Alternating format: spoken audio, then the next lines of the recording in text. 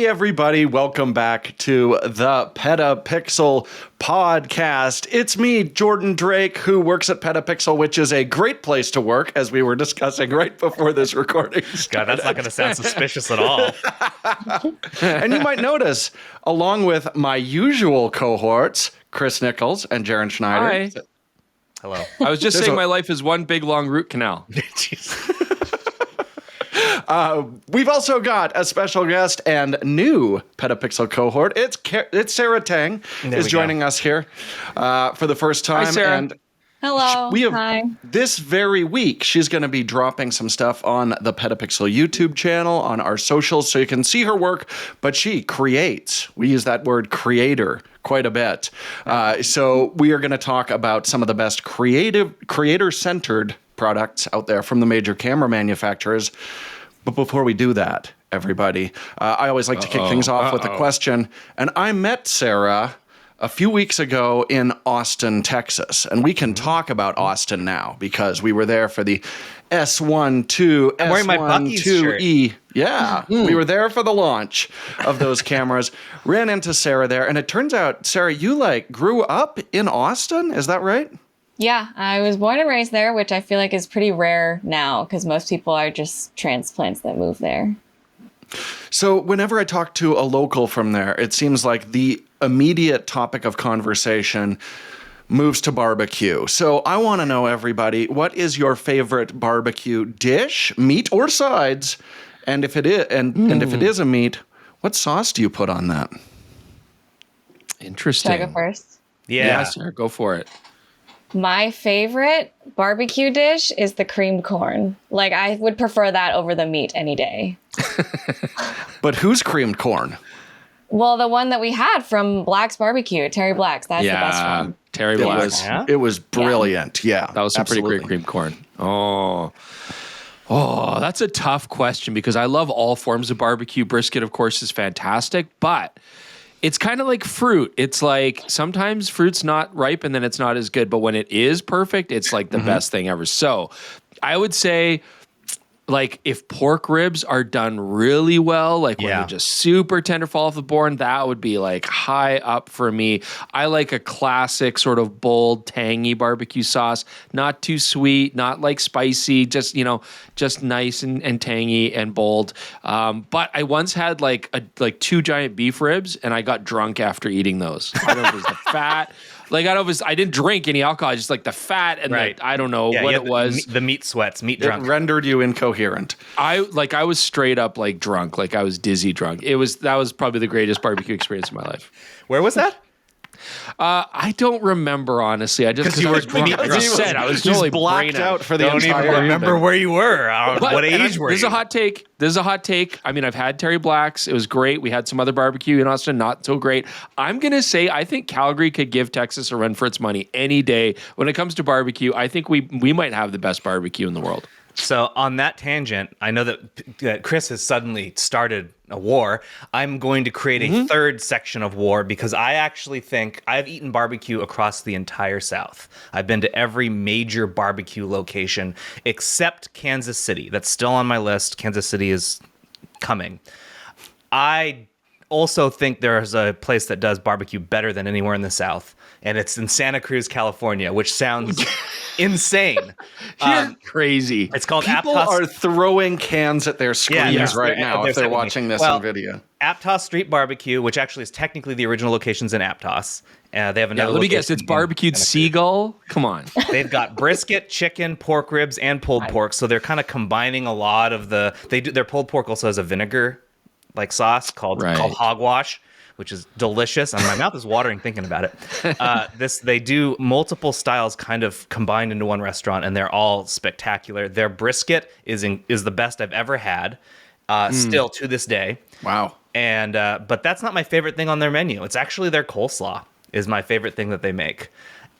Really good coleslaw. But if I had to pick a meat, it's going to be their brisket. Their pulled pork is also exceptional, but I will die on this hill. It is the best barbecue I've ever had. If you're ever in Santa Cruz or Aptos, go to Aptos Street Barbecue. It is worth it.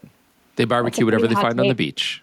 Is a hot take, Sarah? Yeah. Yeah, Well, that I is don't know. I just extremely never thought about going to California for barbecue. Yeah, they say get tri-tip while you're there, which is true. You should. Delicious. They don't have that on the menu at Aptos Beat Barbecue, so. Jordan, back me up. Calgary's got the best barbecue. What's your choice? What's your favorite? There is some very good barbecue in Calgary, but I was incredibly impressed with Terry Black's because I am a brisket dude. So, I do think it's a very difficult thing to do well. When it's done well, I really appreciate that. And the brisket at Terry Black's was absolutely fantastic. But while I was there, I'm like, do you guys have any kind of like a mustard sauce or anything like that? And I heard the air whooshing of everyone like reaching for their guns when I said that. It's like I didn't know this is against the rules, in Texas, but yeah. Tony Northrup like backed away from the table slightly when I said that. Yeah, because he's from there. Offended. So. He was okay. offended. So Sarah, how egregious was my mistake? I mean, I'm not typically a very like saucy barbecue person, so I wouldn't know the best, but I guess, I've never heard anyone asking for the mustard. But it wasn't like I just hurled out a slur in the bar when I said it was mustard. like, it's like talking loud on the train in Tokyo. Like, people are going to let it go, but they're going to look at you and they'll be like, get this guy out of here. Like as quick I'm as sure they possible. get it often though. I mean, because everyone who Yeah. visits Terry Black's is not really from Texas or Austin. Right. Terry Black's had great food, but I would say the sauces were like just Mid. okay. They were mid. Yeah. And that's a big part of it. And I think, Oh, I didn't answer that question, Jordan. My favorite Hayden Block sauce. in Calgary. Hayden Block in Calgary. favorite sauce would probably be one that's a little bit spicy. Not a lot spicy, just a little hint of spice on the end, not a ton of sweet. I thought this would be quick, guys. We've taken way Yeah, too you much took time. forever. We have so much news, so we should start the podcast. We should, but I'm not going to let you because I would still like to talk a little bit about Sarah so people understand. Like, Sarah. Yeah. Jordan, you just walked while eating on the streets I of just Tokyo met just now. Sarah. So for those listening, Sarah, why don't you tell us a little bit about yourself? I mean, I'll lead into it a bit. The reason that you're the latest person to work with us is because you're different than what we typically have here. You make content, you travel, you make pretty stuff. Chris, Jordan, me, Jeremy, the rest of the team are pretty gear heavy, review heavy, and that's not We really regurgitate, you create. what your focus is. Yeah, so tell us a little bit about yourself. Yeah. Hi, everyone. I'm Sarah. I, was born and raised in Austin, Texas, but I now live in New York City. I've been here for about 4 years. I think that kind of what you're referring to, Jaren, is that I do create content and do a lot of photography and traveling on the side, but I do still work full time in a 9 to 5. So I think it's interesting sharing that perspective because a lot of people, we talk about how we can balance the two. And I mean, it's definitely tough, but I think there is a way to do it. And, how healthy it is, we can talk about. But I think that is kind of why Jaren and I originally connected, because I think you were doing very much the same thing when you were my age. When I was your age, yeah. Yeah. My late 20s, I was working multiple jobs trying to pursue my passion. I think we all were. Content creating, Yeah. So Yeah. your perspective is extremely valuable. Plus, we're 3 old men, and we would really like some different perspectives in here. So, right, Chris? Yes, definitely. Yes. All right. Well, with I that, act like a child. So I Forever. feel like, that. But, Sarah, you do beautiful travel work. I mean, the time that you do get, you travel a lot, and that's got to be a big part of the lure for you. And, beautiful work. So you're going to see a lot of that coming up, definitely, from Sarah. We're excited to see that, too. yeah, Yay. starting actually this week. So there we go. All right. Now, Jordan, we can throw to the beginning of the podcast. You may Okay, you may throw. let's watch the cartoon. Here, Jaren falls into a hole.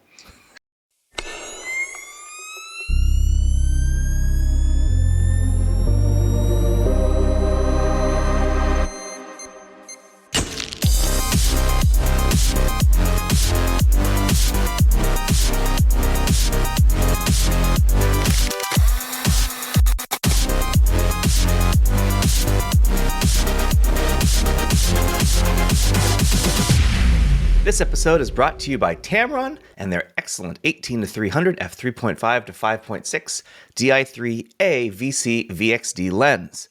You may have heard it's available for Sony E-mount and Fujifilm X-mount, but did you know it's also coming soon to Canon RF and Nikon Z-mounts? Suddenly, Nikon and Canon photographers can see what their friends on those other mounts have been so happy with. This is an impressive lens that offers an outstanding 16.7x zoom ratio, making it perfect for capturing everything from wide-angle landscapes to telephoto close-ups. Whether you're shooting architecture, wildlife, or portraits, this lens has you covered. That gigantic zoom ratio doesn't mean compromised performance either. It features a special coating and a design that helps minimize chromatic aberration and ghosting, ensuring vibrant, clear images with impressive detail. It's not just versatile, it's reliable too. Tamron's vibration compensation ensures sharp, steady images, even in low-light conditions or when handheld, making it ideal for travel and spontaneous photography. And that VXD autofocus motor, well, they provide fast and precise performance with smooth, near-silent operation for both video and stills. Weighing just 620 grams, that's approximately 1.37 pounds, it's lightweight and portable, a perfect travel companion for any photographer or videographer on the go. As mentioned, the 18-300 f3.5 5.6 DI III-A VC VXD lens is available for Sony and Fujifilm and soon for Canon and Nikon mirrorless cameras. Pick one up today and get a $100 instant savings. Shop now at tamron-americas.com or check the link in the description below. Okay, so before we get on to the news of this week, I do want to say I would really appreciate it if you all listened to the bonus episode of the podcast that I published on Monday, where I interviewed Doug Mills, who just won the Pulitzer Prize for breaking news photography. It is, the subject matter is, I think, what's contentious about it. I was getting ratioed pretty hard there at the very beginning. It's bounced back. It's bounced back, yeah. Just like people actually listen to it instead of just seeing the thumbnail. Yeah. And I'm sorry that you don't like the picture he took, if that's you, but like he's a skilled photographer, and the stuff that he says is like, he was a really good interview. It's a great interview. I think if you're interested in photography at all as a career, it's something that's worth pursuing. Then you should definitely listen to Doug. His stuff is great, and like him just talking about like how he got to where he was and like what it was like being where he was. And then he also spends like the last 15 minutes like essentially breaking down like his early years and what his recommendations are. Yeah, I love the condescension towards youth that he was dealing with early on in his career. Because it doesn't ever change. Go, you're young. Yeah, you can't take a picture. Everyone has to deal with that. Like the people that are like older and set in their ways don't want to hear from the young people, and it happened to Doug too. It happened to him back in the 80s. So, but with that, let's move on and let's talk about a bunch of stuff that happened this week. Leading off with Panasonic's announcement of two new hybrid cameras called the S1R II and the S1R II, and that E stands for Essentials, right, Jordan? That is right. So, we've posted our full review, which is pretty in-depth. That's available now on YouTube. You should watch it. Matt Johnson joined us, who is Matt online, who's a sweetheart, and we had a lot of fun. But I've been kind of cognitively reframing this in my mind a little bit since we published that, because it's a fantastic camera. On the episodes that we've got, this was shot on ? Surprise, it's the S1R II. That camera is basically... A lot of people guessed it. Exactly what I would want from like a YouTube creator camera, which we're going to talk about later in this episode. And when they first announced the price, I'm like, that's too high, was my immediate thought. I'm like, same sensor as a Z6 III that's like $700 less expensive. That seems like quite a bit. And those are the only two cameras with that partially stacked sensor. But since we recorded the review, I was thinking about it. What if they said the S1 series is gone? This is the S1H II. And it's exactly the camera that arrived for me, which is their more video-centric camera. And I'd be thrilled. I'd be over the moon if they said that was the case on it, because we do get that faster readout. It's incredibly usable. And you've still got things like the fan that set the S1H II apart, the screen that flips in every different direction. All the stuff that made the S1H innovative is still on this body. So if you're looking at a primary video camera and you like that like photo camera form factor, then it's one of the best cameras on the market right now, even if it is a little more expensive than its previous model and some cameras with the same sensor. I feel like it's It's a marketing challenge for Panasonic because, you know, I've been complaining for a long time that they're ignoring photographers and they're so video centric, which they are. And I feel like, you know, this was sort of an attempt to say, okay, look, we're going to make a hybrid camera, like a true hybrid camera. It's going to have advantages for photography. It's going to have advantages for videography. It's naturally going to be compared to the Nikon Z6 III because they use the exact same sensor, the partially stacked sensor. And so, you know, the Z6 III is definitely marketed as a hybrid camera and a photographer's and videographer's camera, maybe more so photography. So I feel like if they went with S1H, and I'm not saying that's a bad idea, you're absolutely right. It makes more sense conceptually. But maybe they would then just like lose a whole segment that wasn't looking at their cameras already. And they're gonna be like, another video specialized camera, forget it. That being said, after reviewing it, and Sarah, I mean, we saw you in Austin. I want to get your opinion on this here too. That being said, it's like, as a photographer, would I choose the S1 II? It's a great body. It's very capable, you know, but Panasonic even themselves said, like, look, this is not really like a sports action camera. That's not how we're marketing or designing it. And it is expensive, and I'm paying largely for the video capabilities, which are formidable. But why would I, if I was more photocentric, buy this camera? I probably wouldn't. How do you feel about it, Sarah? I mean, yeah, kind of same thing that you said. Like, I am definitely more interested now and like increasingly more in video capabilities. But my primary is still photo. So kind of agree. Like, I don't know if it would be exactly for me, but I think it's a really good step in the right direction, right? Like, they are doing a lot, but I also just don't have a lot of experience with Panasonic cameras and haven't tried it myself. But maybe if I tried it and I loved it, then yeah, I would get it. It is in a weird spot because like Panasonic does make a hybrid camera with more resolution, so like you could argue that it's better for like single photo stills. And they specifically said that this is not a sports in action. They looked us dead in the windows of our souls and said, do not actually try and shoot sports with this at a professional level. Here, take pictures of skateboarders in this park. While they like very confusing messaging there. I mean, I guess they were trying to say like, yeah, you could, but maybe you shouldn't. Like, enjoy your 80% hit rate. Yeah. Guys, they have a new mode called urban sports. They had to take us.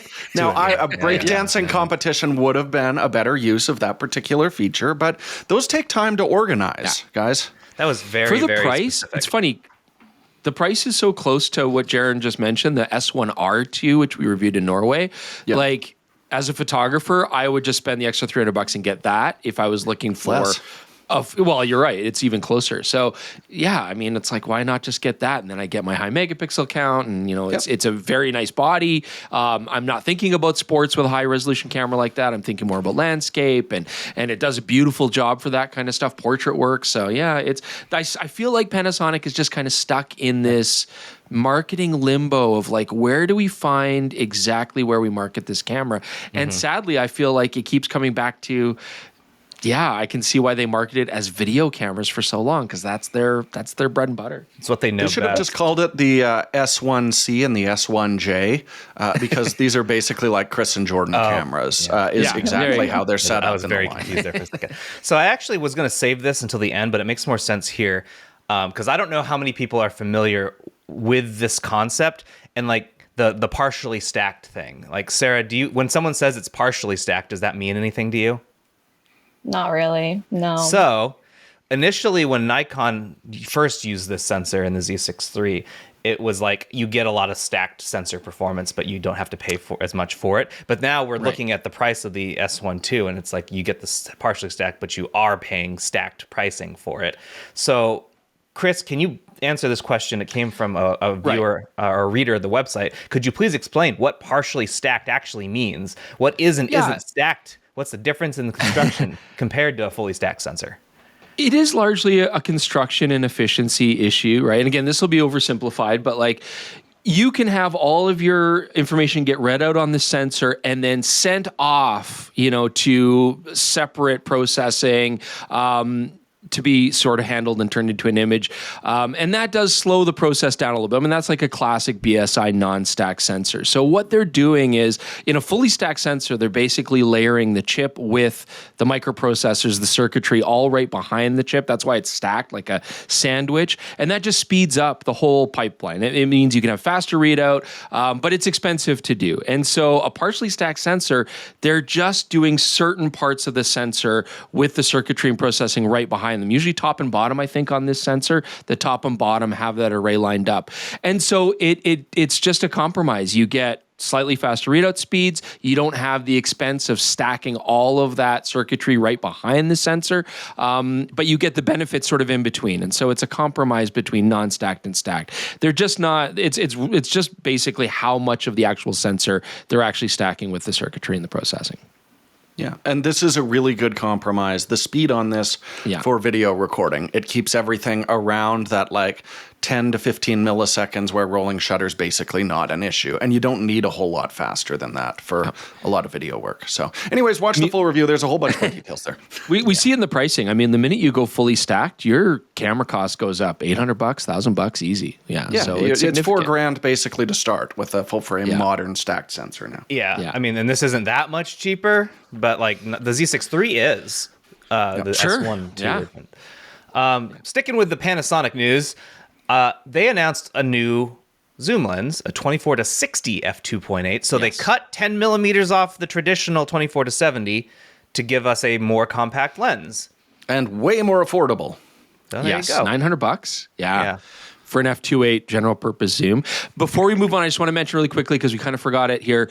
If you're wondering, what about the E? The E is basically the S1 II, but without the partially stacked sensor. It's got a traditional BSI non-stacked. No, you may have mentioned that. I don't know. S5 2.5. Like S5 2.5. Yeah, I think they could have called it the S5 III, honestly. I think the S5 moniker is done. Yeah, but you do get like a much better EVF, CF Express support, that beautiful, wonderful flippy tippy screen. Like it is a better body, no question. It's a great is body. It worth like an extra $700 that over an S5 2X? That's maybe something for people to debate. That's tough. So the 24 to 60, going back to Excellent. that. Sarah, do you think that's a reasonable compromise? So you get a much cheaper lens than a 24 to 70. Like this is an S series, so that's essentially a Canon's L series or a GM from Sony. So it's $900. You lose 10 millimeters, but it's much smaller and it's more affordable. How does that sound? I think that's pretty good, because I would probably already have like a longer prime or something on me that could fulfill that last 10 millimeters that I wouldn't really miss that much of it. I think that's a pretty good deal. Sub 1,000 for like the nicer line. I think that would be obviously I'd have to try it, but. Yeah, right. Well, they did. We did, yeah. I mean, the 24 to 60, I liked it. I mean, I've had a little bit of time with it. I liked it. From what I can see, sharp at 2.8, which is great. I mean, that's kind of what you want. 77 mil filter thread, so it's kind of roughly the size that you'd expect, but it's not that heavy. It definitely had sort of a somewhat lighter feel to it.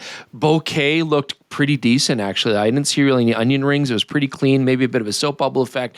We'll take a more in-depth look at it eventually, but I think for the money, that's actually quite an impressive lens.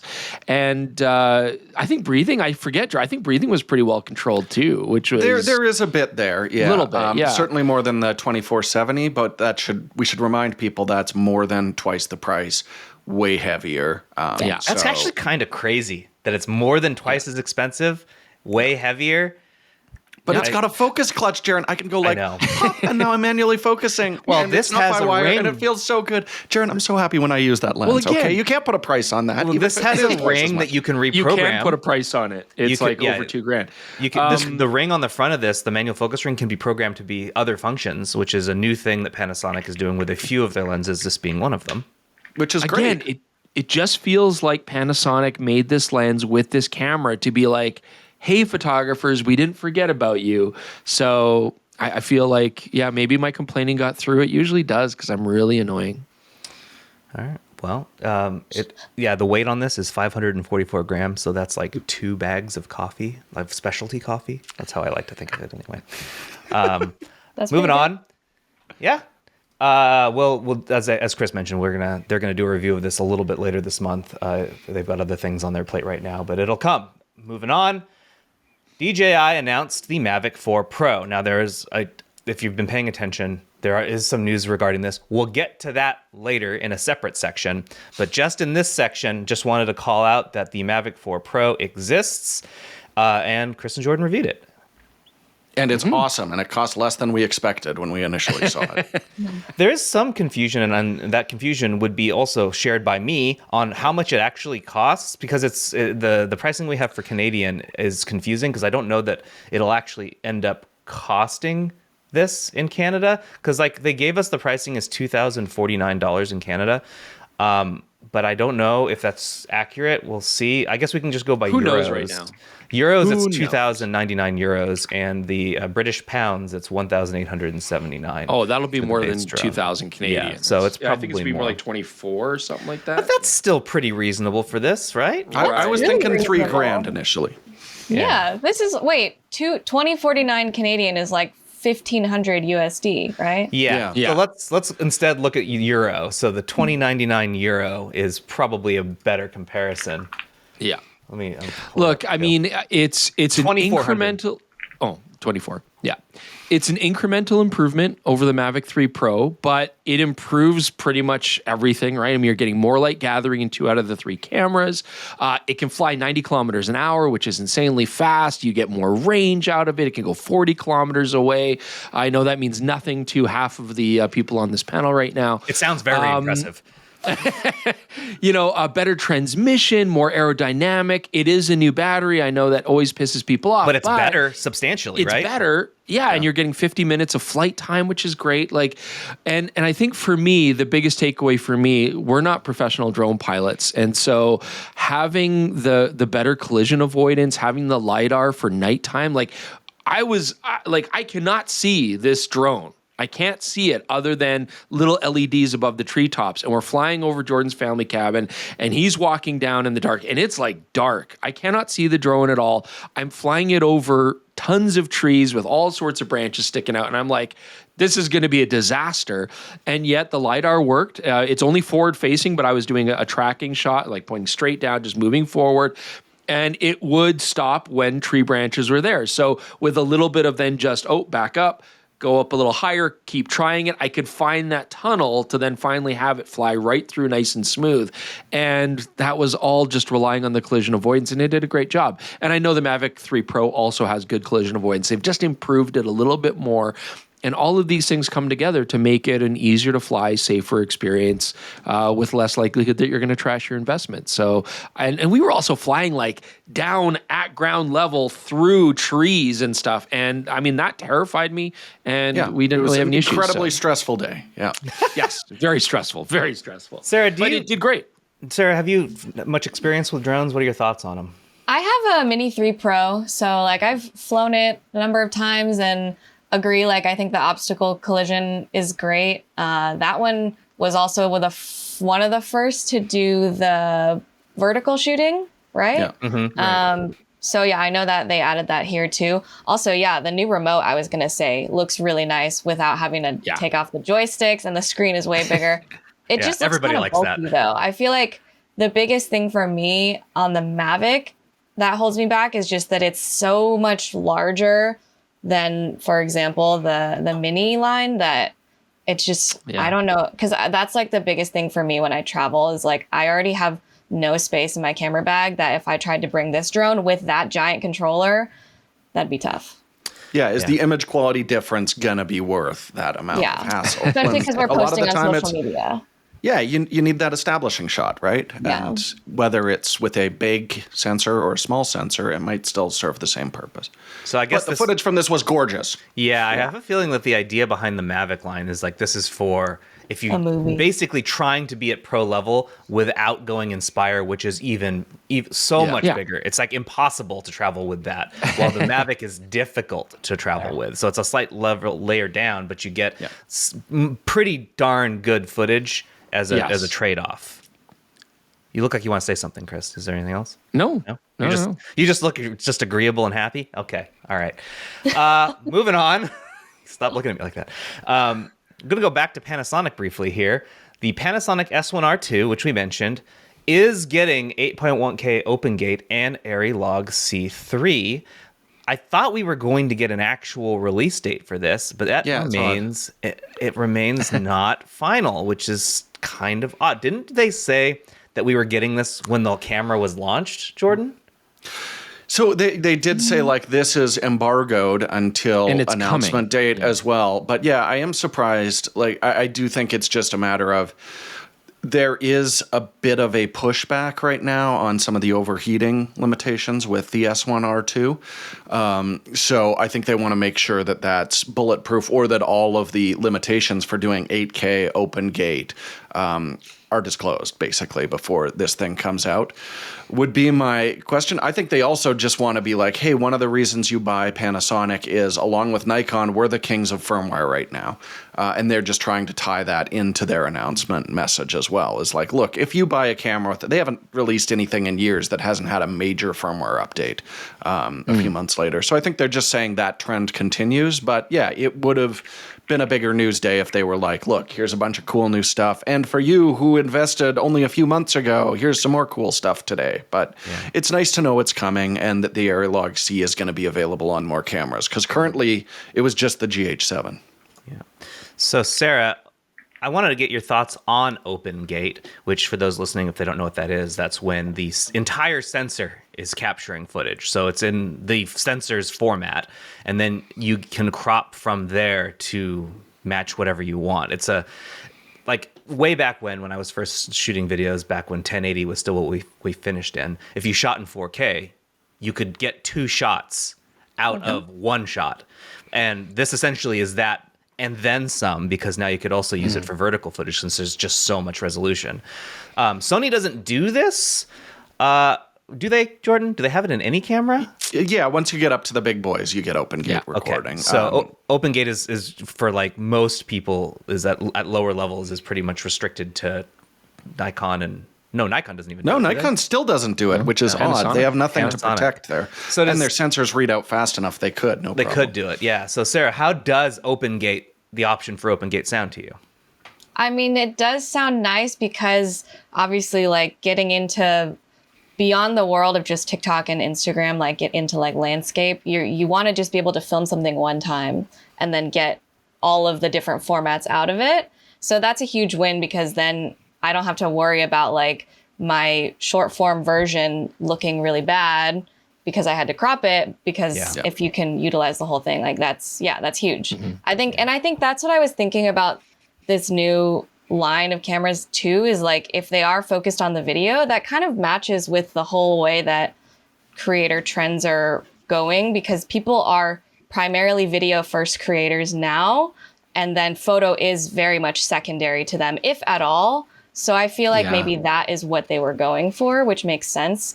Again, personally, I started on photo, so I feel like it is a little different in my case, but generally on social media, everyone is video first.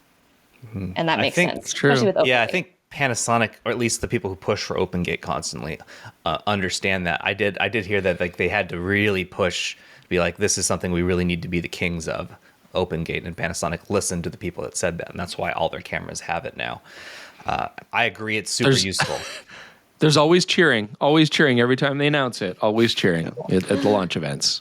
I mean, we've never done a lot of stuff that's designed specifically to go out both formats, but I remember a little while ago, back in the DP review days, we did the Sergeant Chris shorts with photography techniques, and being able to shoot that on a 4/3 sensor once and then just deliver 2 formats, the entire edited piece, was pretty sweet. Yeah, so there is definitely real merit for it. Vertical video is the devil, though, right, Jordan? Come on. I mean, I don't love making it. It's the devil. But, you know. I knew it. You guys are dating yourselves. All right. Gonna keep moving along since we're barely halfway through. Yes. Let's keep going. Leica dropped a firmware update. They are adding ProRes 422 HQ in Cinema 6K and 4K and RAW, as I recall here, to the SL3. Yay, right, Jordan? Yeah, I mean, my big issue with this is I want Leica to have some compressed video record options. These are massive files, right? Like, these are like, gigabit a second kind of data rates on these. And what I'm always missing is like, just give me like Panasonic has great 10-bit, 150 megabit per second record mode. Where's that on the like prioritize that first because they already have raw recording, and then we can flesh out more of those insanely high data rate modes later. But yeah, I mean, on a feature film that you're shooting on an SL3 or SL3S, that's then happening this all will the time, be right? great. But please, just some really good 10-bit, more compressed record modes. Like, please. I think I misspoke. I don't think there's RAW. It's just 422 I think it was just ProRes HQ because they already offer RAW. Yeah. But to the CF Express card, hey, that's nice, right? Yeah, because you have to, because these files are so massive. Boy, can you imagine like just doing like a long pull, like a long clip, and then pulling that card out and then like feeling it? You just pass it to your AC and they have third-degree burns on their hands. Yeah. It's going to be a spicy memory card. Let's one. Never talk. I mean, look, firmware is great, but let's never talk about the SL series. Yeah, again. after saying Panasonic's great for adding, good for like adding things. I just think the priority list is a little off. Moving on, we got a new film stock announced last week. Here it is. I'm holding it in my hot little hand. Oh, you got some? Kentmere Pan 200. I have some. This is the roll I haven't even put in my camera yet. There's another roll in my camera already. I'm shooting with it. I will You're work so on it. Cool. Thank you, Jordan. It's always been my dream to be told that I'm cool. So thank you. Anyway, I'm testing it out. From what we can tell, it's a nice film stock. So they already make Kentmere Pan like 400 and 100. This is the one that went in between. But this one appears to add more contrast. So it has like T-Max vibes.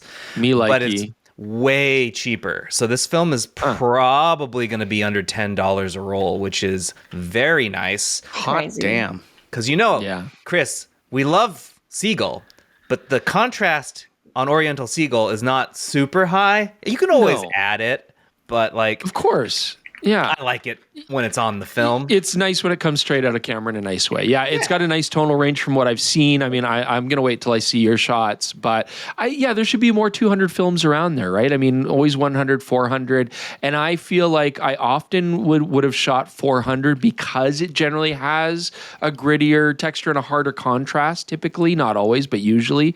So I would always gravitate to the 400s.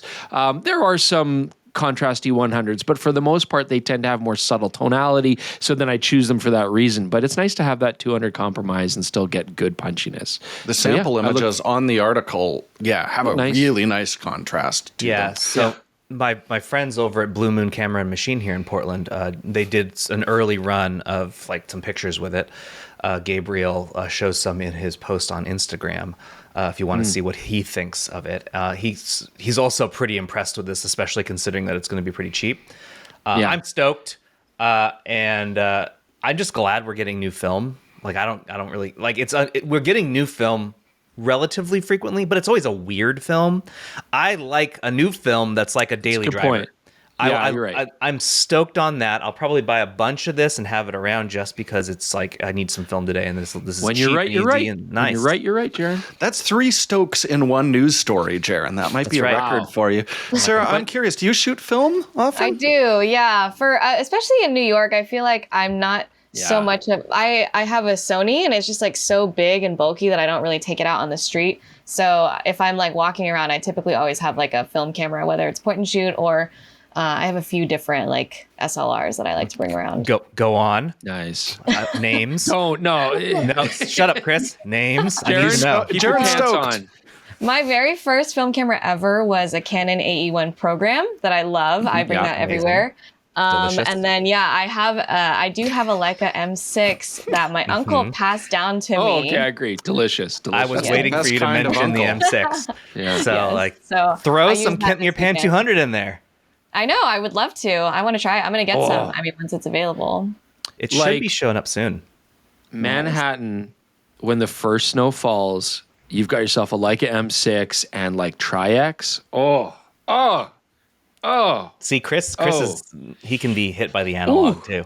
He likes it. Yeah. We didn't really have any good snow this winter, so it was good for me. Was that good for you guys? All right, so that is the main news block complete. But because this is the times we live in, I have unfortunately. Oh wait, you know what? You sent me a file. Hold on.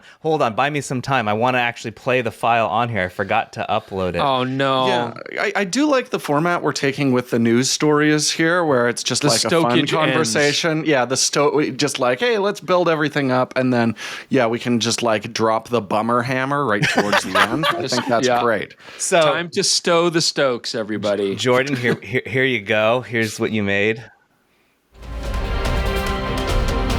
Oh, that's like CNN breaking news. Yes, Law and Order. Yes. So this is the section where we talk about the stuff we don't enjoy talking about, but we need to keep you all informed. The tariff section.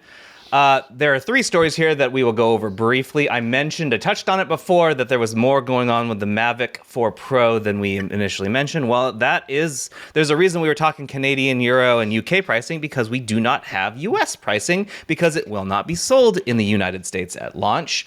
Quote from DJI. The DJI Mavic 4 Pro will not be available for sale in the US upon its global launch on May 13th. Like many global companies, we have had to adjust our marketing strategy as local conditions and the industry environment have evolved. While we do not have a timeline for when we can introduce the product in the US market, we are closely monitoring the situation and actively exploring every possible solution. Yeah, kind of a big deal. We mentioned this in our review as well, and this is like I'm sure it's not the first time, but this is a pretty big deal, seeing as how DJI is like a huge industry. I mean, they basically have a monopoly on the markets, and certainly the U.S. market. And this is gonna upset a lot of people. And I want to talk about this too, because there was a lot of comments in the review saying, "Oh, well, I got mine pre-ordered on Adoram, I got mine pre-ordered on B&H," but that's just being proactive, right? Because they don't know when they're going to get these. They're hoping they might eventually. Maybe it'll break through at some point, right? Nobody knows. It changes every 2 weeks. So I think those pre-orders are just there because they're hoping in the future these things will be available, and then they'll have the pre-orders ready. But if they were going to be available, then DJI would not have already thrown out the disclaimers and everything they are. I'm going to take the manufacturer's word over the retailers at this point. Yeah. On that note, you mentioned that stuff keeps changing. That's the next story. This week, there was an agreement between the U.S. and China reached where they reduced tariffs on both sides by 100 and some odd percent. So 115% on both sides. So China is no longer tariffing U.S. goods, and U.S. is no longer tariffing China as much. They still are tariffing 30%. The reason all of this is so confusing to me is there's 2 reasons we've been given for having these, and they are in opposition to one another.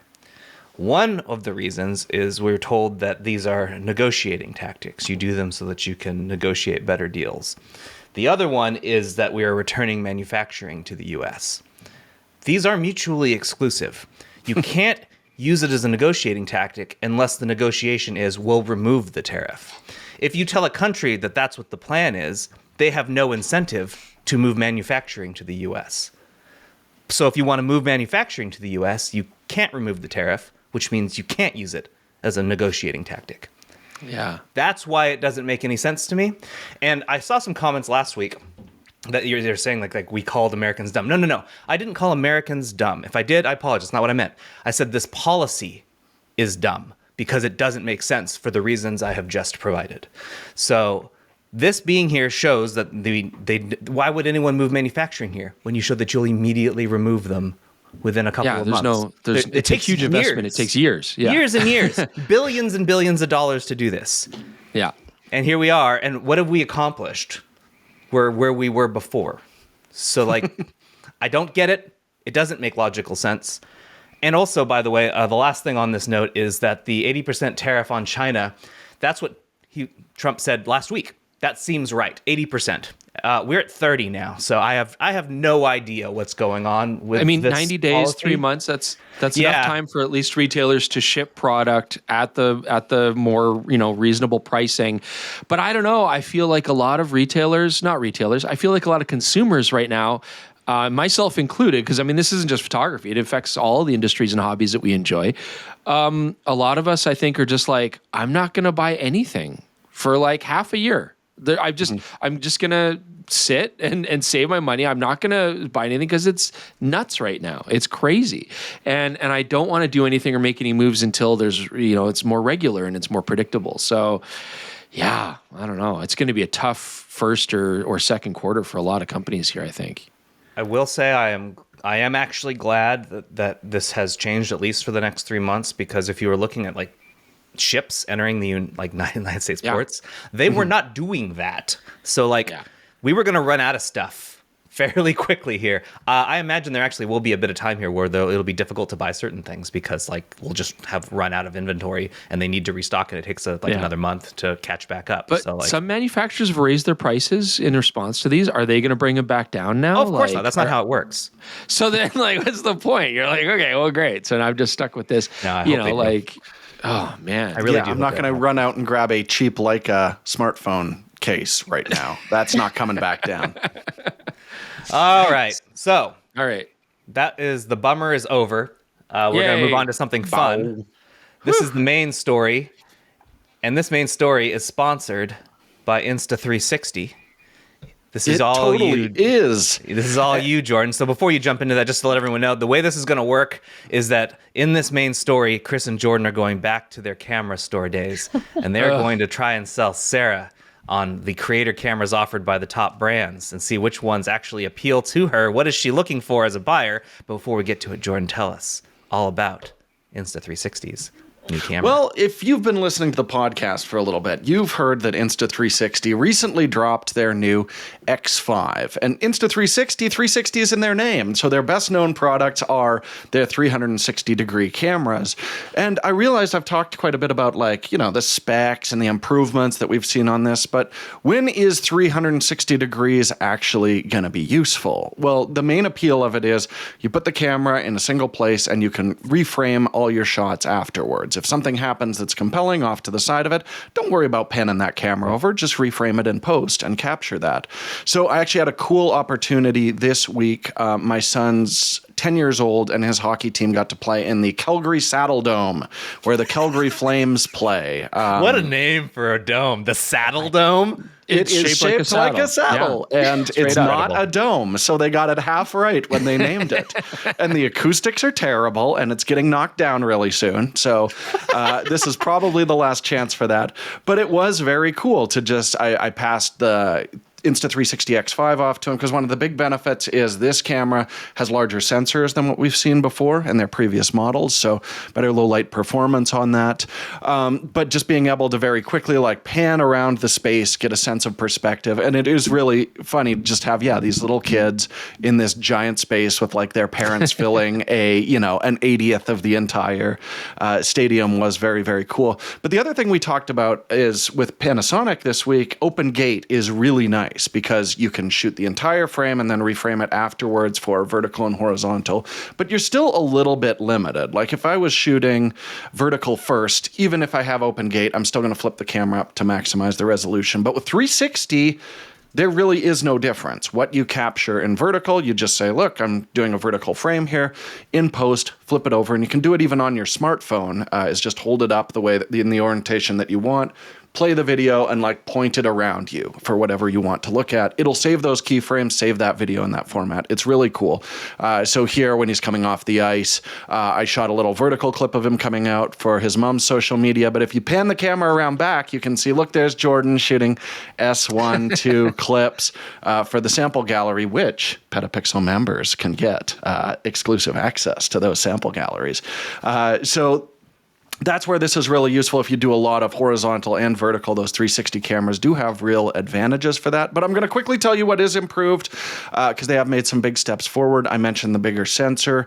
That means we're going to get a lot more of the actual detail recording 8K in mixed lighting conditions. We can now shoot HDR video that you can just plug right into your TV, see the brighter highlights on that at 60 frames per second now.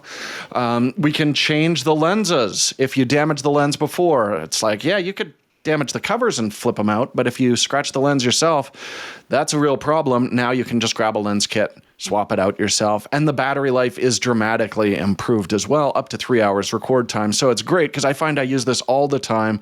Just like find a place to set it, put it down. Like a hockey game was a perfect example of that. Just stick it behind my son Liam while he's playing. And when an exciting moment happens, I can frame it up in post and not worry about like start, stop, trying to capture that like I was on my smartphone, which was very annoying. So the Insta360 was a much better tool for that.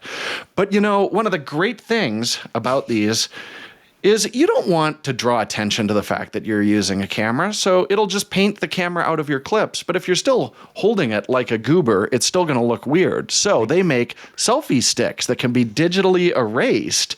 And I think I know where this is going. Order a Insta360 X5 using the link in the description below and use coupon code PetaPixel, you could get yourself a free selfie stick. How long is that? I sure hope it's longer than a meter.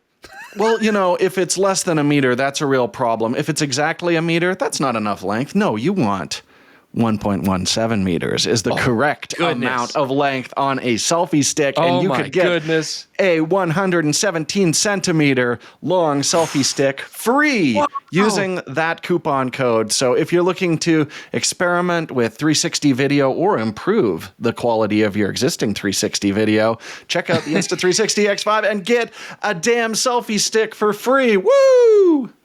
Thanks, Jordan, for that.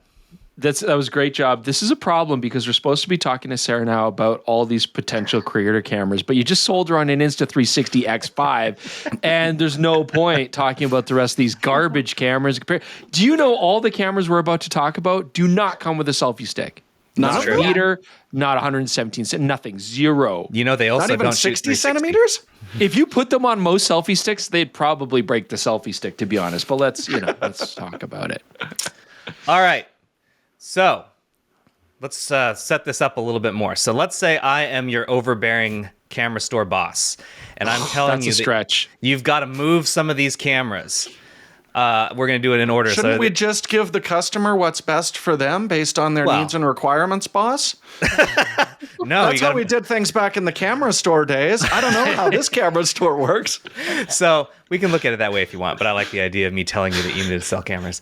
See, I was kind of a rock star back in the day at the camera store. You know, top salesman. I need to have my freedom to just like work the crowd. And but he's got to do a little sales jazz here, Jaron. I've given you a list of 8 cameras that we need to move. So these are the ones you can pick from. So you got a little bit of wiggle room there. Sarah is about to come into the store and she wants to buy a camera.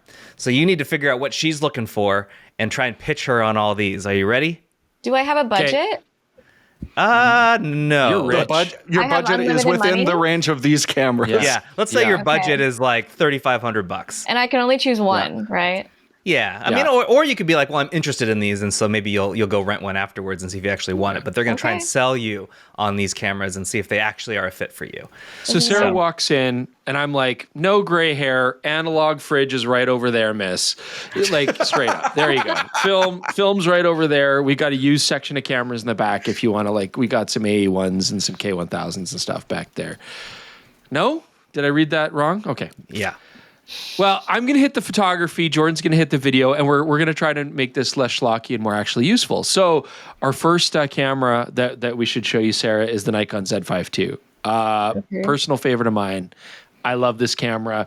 It is probably the best value for the dollar. Like, regardless if your budget's unlimited, the Nikon Z5 II makes so much sense. It really is. I was impressed using it because it handled everything. Like autofocus, fantastic, super consistent. I was shooting like these BMX riders coming through the canyon, Sarah, and it would just like lock on their eyes. Fantastic hit rate. The camera could shoot 11 frames per second in mechanical mode. It could go way faster than that. But I mean, for sports and action, super confident. I really personally appreciate good displays because that is your viewpoint to the world that you're shooting. 3.69 million .EVF, great articulation on the back panel. The body design is fantastic. You get all the customizable controls, very rugged, fully weather sealed, IBIS, and dual card slots. So this is a camera that you can grow with, and it's only going to cost you $1,700 USD. That's insane. I mean, from a photographic standpoint, I loved it. I think you'll love it. I don't know why I mentioned it first because now all the other cameras are going to seem like horrible, bloated value to you, unfortunately. That was a mistake. Sarah, pretty I'm not good. going to talk at you. I'm going to ask you some stop. questions. We're not so what kind of competing. things do you create, Sarah? I want to Great know. questions. Thank you, Jordan. No, I'm just She's a kidding. photographer. Yes. So I'm primarily a photographer, but trying to get more into video. So that's definitely still important. Looking for a hybrid camera. I travel a lot, so it has to be easy to travel with, including kind of the line of lenses. Like I don't want to get anything too big or too heavy because I'm also a pretty small girl and everything just gets really heavy really fast. I also should mention that I love to shoot underwater. So damn. ideally, this camera has to be compatible with an underwater housing. I don't even know if you guys know that off the top of your head, but that's definitely I'm gonna important. pretend We're I do. both a Nauticam dealer and the other one as well. We sell that one And too. the other one. What was it like 8 years? I spent 7 years trying to forget all this stuff. We have what Icolite and C by Icolite, C. that's the other one? And Nautica. Yep. Yeah, You we got can't them forget all. it, Chris. This The is a memory really bank. good camera store. We have it all. It's the Amazing. best. Well, So yeah, based it has on to be what- compatible. Yeah, well, based on what you said there, like I do think the Z5 III makes a lot of sense for that as a photo Z5 forward. III? See, there's no such thing as a Z5 III. Jordan. Come on. Z5 II, right? Goodness. Would make a lot of sense for that. Are you doing when you're traveling a lot of landscape work, or more like animals and documentation, things like that? Guys, this is Well- going to take 1 billion hours. I just want you to know. This is going to No. This is important context for all of these cameras. The podcast is almost done at this point. Oh my god. No, but We definitely got both. it. Okay. Yeah, I mean, underwater is all wildlife, and then on land, definitely some wildlife involved, also landscapes. So a mix of everything. Well, because that Z5 II is going to give you the best dynamic range of Nikon's creative cameras, so that could be really nice for landscape. But you know what? It might be worth going a little upmarket, because if we go to a Z6 III, their next tier up, we're getting a substantial improvement to the autofocus with that partially stacked sensor. The electronic high-speed burst rates are going to be better, and it's a better video camera. So if you're looking to get more into video, having less rolling shutter, the ability to like shoot your 4K footage up to 60 frames per second without a crop, 4K 120 with a little more crop for slow motion, it might be worth that premium for you because you're going to be kind of following both pursuits. Yes, I was actually going to ask what is the difference between the 5 and the 6, and I think you answered that. What is the difference in like the sensor? So if we go from the regular BSI, which is great image quality, but it's not super fast readout, to the Z6 III, which is partially stacked, meaning it can read out a lot faster. If you shoot with the electronic shutter, which you have to for the really fast burst rates, then it's going to have less of that rolling shutter distortion-y awfulness, and it also unlocks those high frame rate video recordings, and again, less of that jibbly wobble in your video. Great camera. But you know what, Sarah? We don't have a lot of time to talk about this. I need to sell this to you quick. And you start out with a Canon AE1. Don't ask me how I know that because we just met. But the Canon R6 II might be a little bit more ideal for what you're doing. I mean, this is $2,100. You are paying a little bit more money than, say, the Z5 II. It's $2,000. So it's like Z6 III territory. Dual slots again, 3.69 million EVF. It is lightweight, and that's what I really appreciate about that. I know that's what you like too. If you're doing a lot of travel, it's a rugged body. It handles beautifully. Everybody who's touched this camera just gravitates to the controls. They're ergonomic. They're well designed. 12 frames per second, so you know you can handle wildlife. Canon actually has some of the best animal wildlife detect autofocus. That's something they've always done very consistently. I know that's a passion of yours. Little pricey is the only thing, but you know, if you can swing it, you might find that to be ergonomic, to be more enjoyable, give you some of that heritage with the camera that you started with in photography, and it's a very capable camera for underwater and wildlife use. What about the R5 Yeah, I Mark think II? Because I've heard a lot about that. Oh, then we're going way up market. But you know what? Yes. I am paid on commission, so let's talk about that R5 Mark II. Here we're moving over to a stacked sensor. Before we're talking partially stacked, that's only halfway there. Fully stacked, we're getting Fully super stacked. fast readout on that. It's a readout so fast you can do sports and wildlife with the electronic shutter without worrying about anything. The video modes on that, you're not going to see any degradation in quality when you're shooting the high frame rate 4Ks. You can do 8K video with that. Sarah, you could be cropping that for days. You could be pulling vertical files out of a sliver of your 16:9 footage with that Crazy. R5 Mark II. Yeah. Sarah, this camera came out alongside the EOS R1, the new one, and people are like throwing that in the garbage to get to this camera. Okay. I mean, this was the camera that we shot. We did sports with it. We did like all the stuff you would do with a high-end premium flagship camera. We did with the R5 II. It completely stole the thunder from the R1. The 45 megapixel sensor is fantastic. You get lots of detail, great autofocus. You do get an upgrade in the displays. It's that same great handling. I think the R5 II is probably one of the nicest overall cameras for any sort of pursuit, whether it be landscape, studio, portrait work. It competes with the Nikon Z8, which is oddly not on this list, but don't worry about it. And you should. Yeah, the Nikon counter is too far away. We can't go back there anymore. It's on the other side of the store. I'm going to poke my head out and be like, so far, Sarah, of the 4 cameras they've pitched to you, which one is standing out to you the most? I mean, I love going for overkill, so I would definitely go for the R5 too. Yes. I also have unlimited budget right now, so why not? Great. So why don't we take you in a completely opposite direction and go with some of our most affordable cameras that don't have high megapixels, Sarah? Because if you love analog, you have to love Fujifilm. You actually have mandatory. No choice. Like it's like genetic. It's like built into you. So, I mean, you want to look good while you're traveling. You want to have something stylish around your shoulders, something compact and lightweight. Fujifilm APS-C cameras are great for that. Have you seen the XM5? It does not have an EVF, so I think it's absolute garbage and you shouldn't buy it. But you are young. You're young, your eyes are perfect, you have no issues with vision, you're going to love it because EVFs aren't cool to your generation. I totally get it. $900, affordable. Fujifilm's like most affordable APS-C camera. Look at the design. I mean, it's actually really sexy. It's a nice, handsome looking camera, and it actually has pretty decent controls. No EVF, and the actual back panel sucks. Don't worry about that. Just ignore that. Great. No IBIS. Ignore that too. Great video, good 26 megapixel sensor. I mean, there's no complaints about the image quality. If this had an EVF, I would be carrying this all day long, and you hate EVFs, so you should totally buy this camera. Well, you know what? Did it work?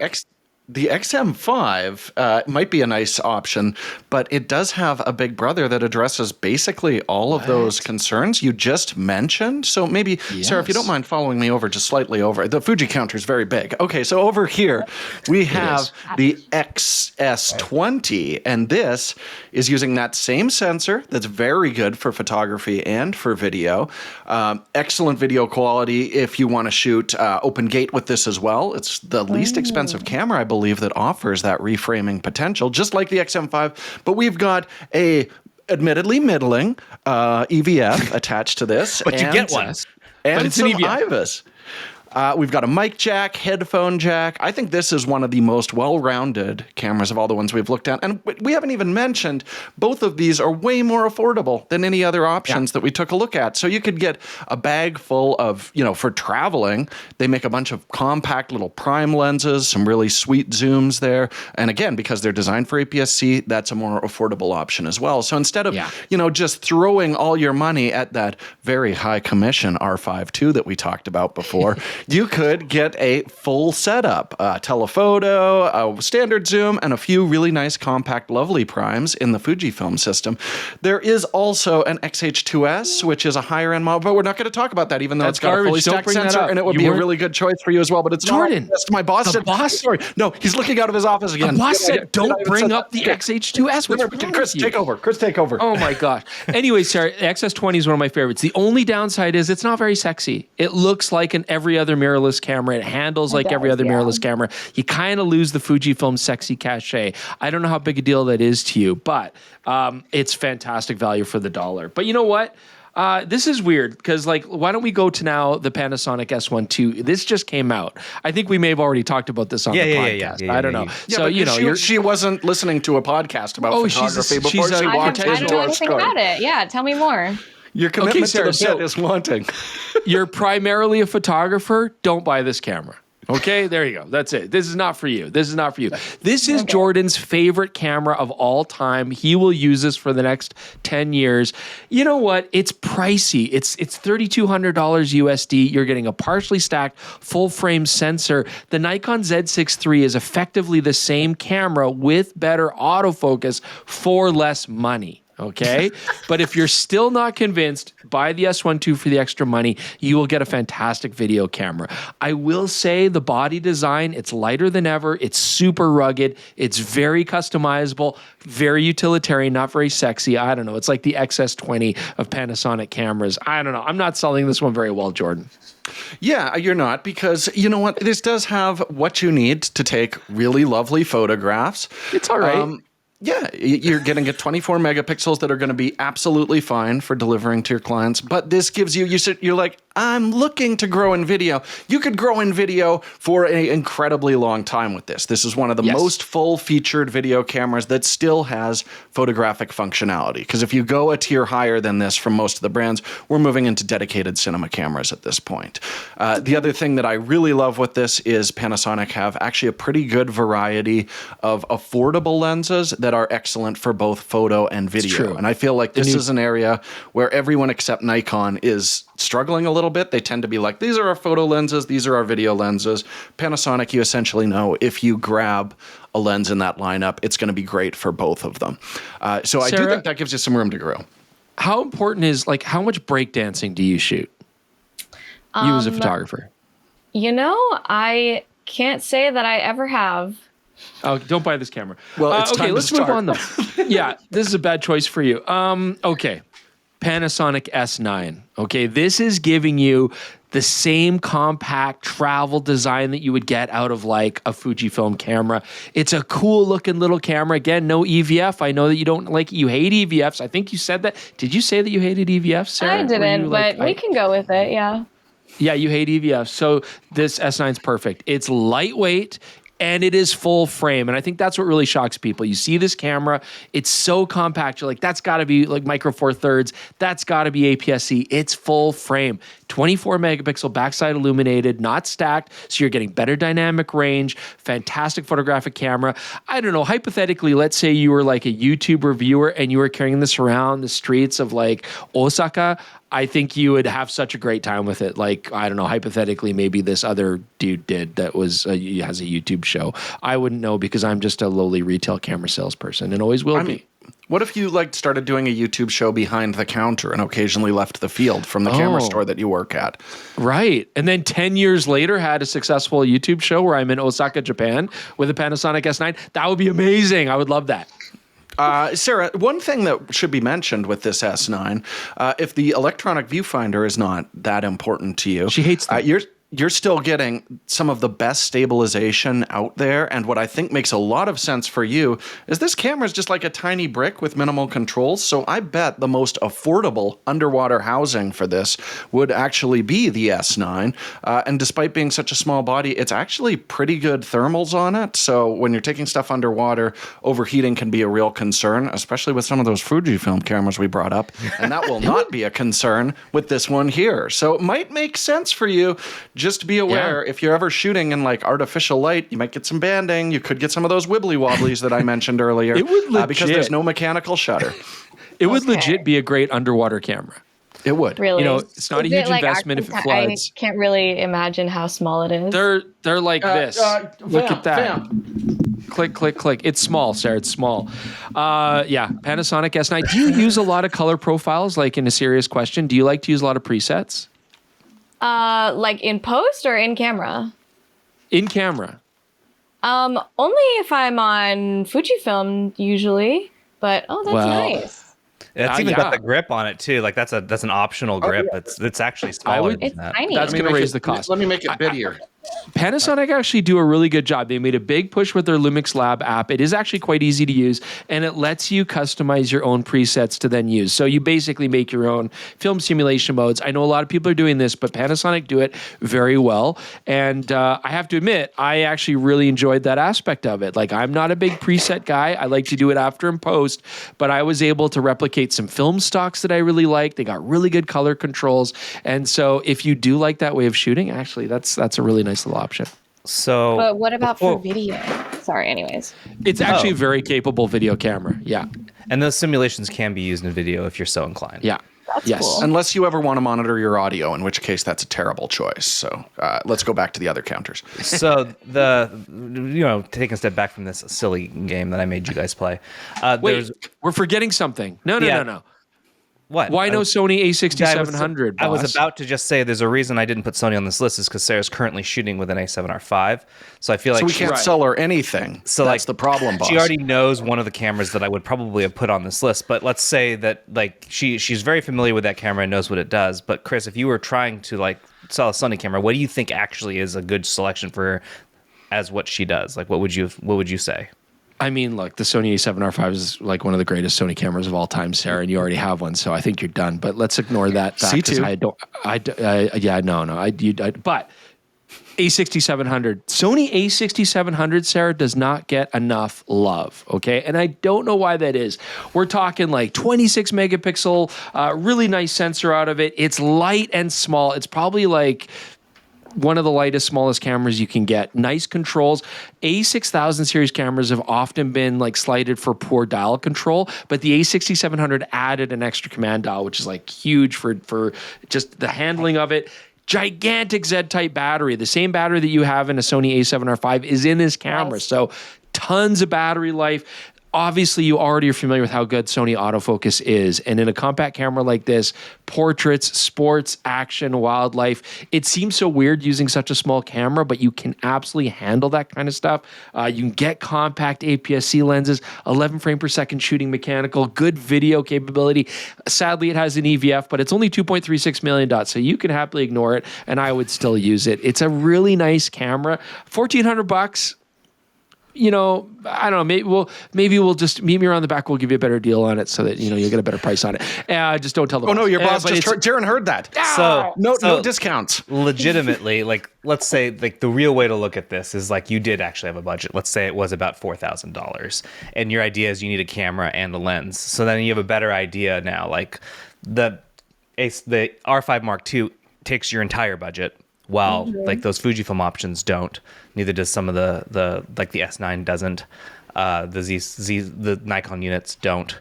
So like legitimately, Sarah, there are so many options now from like every maker. Were there anything that they talked about, excluding the A7R V, which clearly works for you? If you didn't have that camera, did anything stand out about what they brought up? I mean, I think because I have the R5 as my kind of primary, and especially because I focus on photo, that is already kind of covered. So I think I'm thinking more like, okay, what is the best value, most capable video camera I could get with my budget? And I think we talked, would that be the S1R II or one of the Nikons? Yeah, I think like as a hybrid, the Nikons are still I would say probably your best bet for like split down the middle 50-50 photo video. But yeah, if you've already got the R5, which is one of the most banging photo cameras ever made, then like the S1R II is the video version of that in my mind. Yeah. Like a camera you can do pretty much anything with. It's like the best video camera at that price. I know I've been slagging the camera a lot, but obviously the photos out of it are beautiful, and it's a great the autofocus is perfectly consistent for portrait work and landscape work. Obviously, some street photography. I just wouldn't use it for like high speed action and sports, but travel, it's nice. It's a fairly lightweight body, so you can absolutely travel with it. 24 to 60, and probably bundle that with the body and stay on budget. Great lens. So it would be a good choice for you. It might make you as a photographer, they'll be like, wow, video is amazing. Let's just become a videographer. And then you'll ignore your roots, and then everybody will call you a sellout.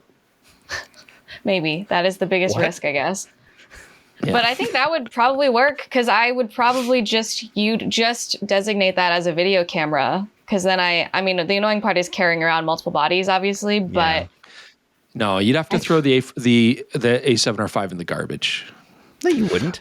So now that we've had this conversation, could I take you over to some high margin bags and memory? Do you need a UV filter, Sarah? Did you know we offer an extended warranty here? Is this just you being funny, or did you legitimately do that? Try and get people on accessories too while you're in the store? Well, you're the boss, so yes, you'd I'm be just telling curious. us. What's the thing you guys? You got to add Sure. some margin, bro. That's You got funny. to increase the margin. It's hilarious. I've never Feels like worked you in a guys. camera. It feels like you guys are back and you like missed doing all this. Oh, I don't think Chris. No, it was pure hell. Just one long root canal. I Jordan do miss it. Like Jordan seems happy. Yeah, I never talked about it, but even when we were working at DP Review, I actually went back and worked at the camera store on Saturdays for a little while before I got way too busy. Just because, I missed like seeing different people with different interests coming in all the time. I think it was actually useful for reviewing cameras. So who knows, Jaron? Maybe one day we'll go back to the camera store. Oh, We'll see. yeah, it would be fun to do a day back there. Yeah. What have you guys been up to? So there we go. Yeah. Let's move on. That's it. I'll go first. I was just in LA. I went to the Beyonce concert in LA. Someone gave me tickets. Damn. Oh, dude. Yeah, so I got to see Beyonce at the SoFi Center, and Nice. she puts on a good show. 3 hours long, and she is like the same energy from start to finish. Wow. I thought she did pretty good. She has no opener. It's just Beyonce. Get the tickets. Who They should opened for Beyonce? Nobody opens Apparently for nobody. Beyonce. Yeah. They say that the show starts at 7 on the ticket. No, it does not. It starts at 8. This is a very old man concern. That you're I was poked by the end of the very night. good singer, but not prompt, frankly. I was there early. Oh, nobody else showed up. Yeah, everything was empty. Like at 7 and being like, apparently everyone knows. Jaron. Everyone knows Yeah. it doesn't actually start then. Yeah. You're supposed to show fashionably Beyonce, late, not be on time. Oh my God, Wow, that was Jordan. terrible. Wow, Jordan. I'm sorry. Please send my awards to Sarah, my home. please quickly tell us what you've been up to so we can stop this this horrible line here. I was actually in San Francisco over the weekend, just like visiting family and hanging out. So it was actually really nice. I was using the Leica Nice. M6 and just photographing around, and we had great weather. So it was, very relaxing, fun. But I just got back last night at like 2 a.m. So it's been a long day. Well, thank you for being on the show. Yeah. Jaron calls that lovely city San Fran or Cisco. He likes just call it Cisco or sometimes just like He's San doing Fran. this because he Like the knows company? that's like yeah. Or I've heard someone say Frisco once, and I like almost Frisco. puked.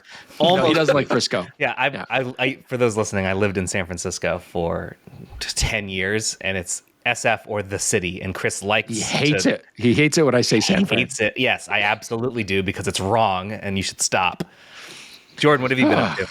I mean, the opposite of like relaxing, like going back to San Francisco, is something very intense and stressful. And I teased it a couple weeks ago, but with my ER revisit. But I started watching The Pit from HBO Max, I hear it's good. starring Noah Wiley. They brought him back from ER, and what's really compelling is it's real time. So you Yeah, it's do like an 24. entire. You do a 15-hour shift, so every episode is 1 hour of it, but just incredibly well acted and well directed, without a lot of the flashy stuff they used to like really show off on ER. And what I think I missed so much is what happens in this is like. It is very intense. Everything that they've said is absolutely true. But I think in this like post-prestige TV era, everybody needs like, we have the most morally ambiguous protagonist. We don't know if he's good or evil or anything like that, where this show is so refreshing because it's just like, here's a bunch of good people trying to do good under impossible circumstances as like the healthcare crumbles. And it's absolutely riveting for that. Just people being driven to the breaking point, but trying to do their best, and real displays of kindness on screen. It's so refreshing. And I plowed through it in like a week and a half, which I haven't done with a TV show in a while. Wow, you finished The Pit. I finished it, and it is incredible. So I'm looking forward to season 2. It was so successful. it They're out. shooting it I should check now. it out. It's so good, Chris. I think you'll really enjoy it. I And probably Noah would. Wiley is a legend. Give him all the Emmys right now. He's so good. Give him like mean- best original score, even though he's not a musician. I don't care. Best boy. him He's the awards. best boy. Yes. You may not know this about me, listeners, but I am actually big into gardening. And in Alberta, in Calgary, we sort of have an unwritten rule that you do not plant any seeds or plants before our May long weekend, which is near the end of May. And that's because this is still Canada. It could snow at any time. But the way I see it, it can snow in June. It does sometimes snow in June, right? You can get frost in June, which will kill everything. So I'm like, you know what? I'm a big risk taker. You know that about me, Jordan. I'm like a rock and roll star. I just, absolutely. Just caution to the wind. And I'm X in on Games it. Chris, So, we call you. dude, my blood is made of Red Bull. And so I planted a whole bunch of seeds. I got corn coming up. I got watermelon coming up. I got like cucumbers planted. I just and like herbs are out there, even though they'll die of freezes. Herbs. Yeah, righteous, totally. And I am just like, I love gardening. I love seeing all these things come to life and grow out of, like the deadness of the former world. Have you had anything to trim yet? I'm gonna use your little. Jaron got me some really nice Japanese shears, pruning shears, and I got a Korean maple outside. Do I take Japanese shears to a Korean tree? That seems like really problematic. I don't know. It's hugely, really problematic. Culturally. Also, it sounds like a large garden. If you can fit corn and watermelon and everything, is this a plot? I got some. It's not a huge yard, but I made efficient use of it. I got 4 raised beds. Asparagus is coming up. One's a strawberry patch. I got Saskatoon berries. I got haskaps growing. I got a plum tree in the back. Got a fish pond. I got everything back there. I love it. I love it. Remember, Sarah lives in New York, so her garden is probably like a windowsill. So yes, you do have a spacious. You put a pot next to the brightest window, and that's your garden. That's hey, this is one of my interests. Right here. That's why I live in the suburbs. That's the price that we pay. All right. We're going to have a little bit of time to do a few tech supports. Yeah.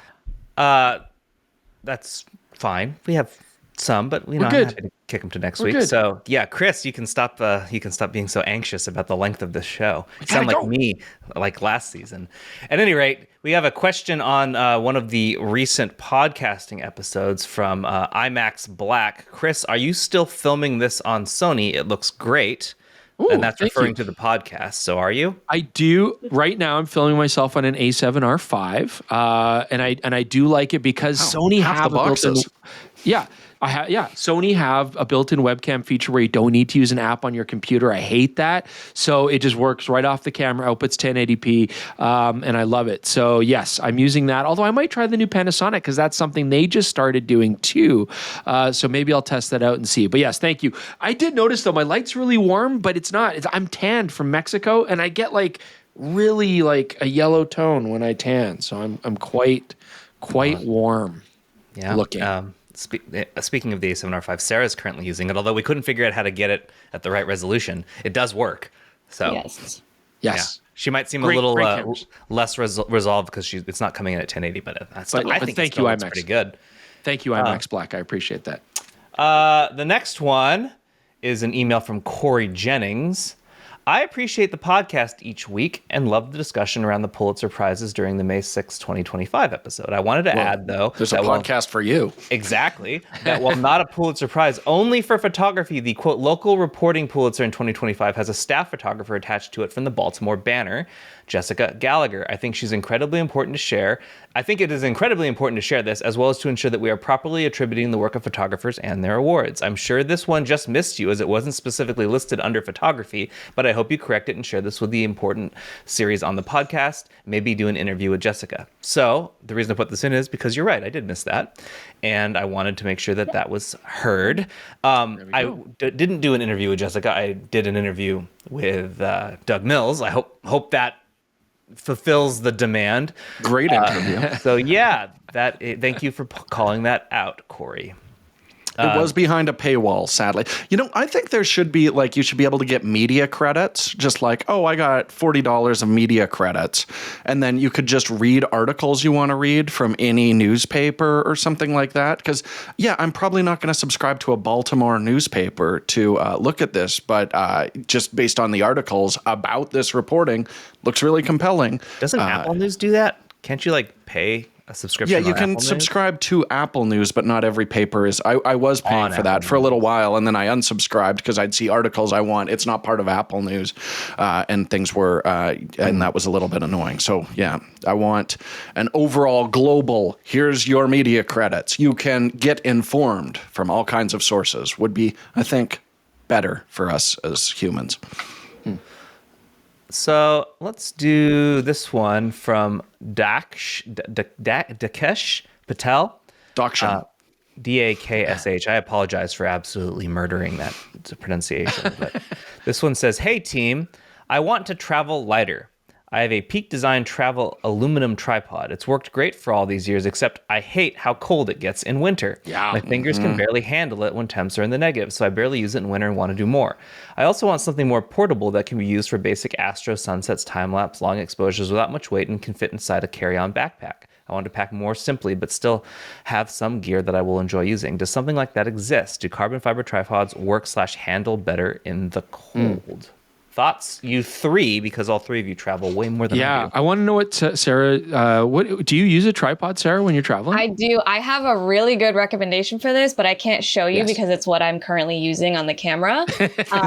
But if you go to B&H and just look up Oben tripod, they have a carbon fiber tripod. It's literally $150 right now, and Wow. it is How do you spell that? so light. Oben. Oh, Ben. It is Oben so tripod. light, like tons lighter than even the Peak Design carbon fiber version. I love it. It's also like really quick because it's one of those like twist and pull. Oh, is this and the then you can, like, lock it. CQL13? Yes, that one with the ball head. cool. Yeah. It's perfect so far for exactly what this person is asking for and also what I need because it's really light. It's like it's smaller than this water bottle when I put it together, so it fits in my backpack really easily. And I haven't had any issues with like stability. I've done time lapses with Nice. it. I could talk about this tripod all day. It's the best. It's a good recommendation. I mean, certainly, Dux, like having carbon fiber, it can still get a little chilly, but it's not going to transmit energy the same, or actually I should say, it's not going to suck out energy from your fingers the same way aluminum will. So it does feel a little bit more pleasant to hold in the wintertime. I also can't show you the tripod I'm using because it's holding the camera, oddly enough, but I use the Felcam Tree Root. I love it. Very stable. The center column actually comes apart halfway, so you can have like shorter part of it or put it onto other attachments like hi-hats or monopods. And it's got a nice compact ball head, which works well. It's quite stable. So I do really like the Falcam personally. Yeah, I was going to say the Falcam as well, and that's the first time there's been a travel tripod that Chris has expressed joy. Yeah, about. seriously. I think since we used to run old Gitsos back at the camera store. And even initially, Chris wasn't even the biggest fan of this thing. I think it's because he's just so like not ready to love again when it comes to a tripod. Like you weren't ready to like it initially, but after I was hurt bad. She hurt me bad. But you like it now. I also use this same tripod. Yeah. It looks but nice. It's not. It is quite nice. Of the compacts we've tested, Jordan, you were using the Hapey, the Hapey. I do. I've got some issues with the snaps on those, but apparently they're improved now. But I love the design of the Hapey, where its center column is 3 legs that you can use as a hi-hat. That's really smart. Yeah, that is neat. But also the ball on that has been getting a little loose even when I tighten it. So you know what? I'm not going to recommend the Hapey. I've been more impressed with the Falcam until I get another unit in to Do you have to buy the test. ball head separately? This is an integrated ball on mine. I believe the Falcams are interchangeable, right, Chris? I think they're actually, they are The interchangeable. heads, but, you can get different heads for them, so it's not I a big deal. see. Yeah, but they're built into the center column. Yeah. Cool. As I recall, I was able to take the head that came on the Falcam off, and I put like a standard pan-tailed head on there for video, and it works just fine. I wouldn't travel with that setup, but yeah. So the Oben actually looks like a neat design, and actually would reduce the amount of time you have to make physical contact with metal parts, at least on the legs. So there's some. Right. Yeah, you're not undoing all those snaps. That's smart. For what it's worth, we have more tripod stuff to talk about in the future. Like it's getting to that time of year where we're going to get like a refresh from basically everyone. So we should do one. I know that they're a hassle, but we should do one, and we'll consider it for sure. Let's do this one. Let's do this. We'll skip these two. We're going to go to some comments here first. So on YouTube, M77 Lao says, "Hey, Chris, Jaron, and Jordan, longtime YouTube watcher and PetaPixel member. Clap for that. Thank you. Thank you. A few warnings about rechargeable batteries. One, as more cameras allow in-camera charging, I find this a big risk of getting the battery stuck in the camera due to battery swell. The Sony battery in my A6400 became stuck in the camera after charging. I use a Sony external battery charger now. Wasabi batteries are great, but I have run into a problem. When shooting at events, I have run down to the Wasabi battery and got an error message on both my D800 and D850. This is a known issue. In both cases, the only way to clear the error is to install a fully charged Nikon branded battery." Oh, interesting. So it's a Nikon error. "I still use Wasabi batteries. I carry a first-party battery as a backup. Another great option for third-party camera batteries is small rig, which is true. You can charge those with USB-C.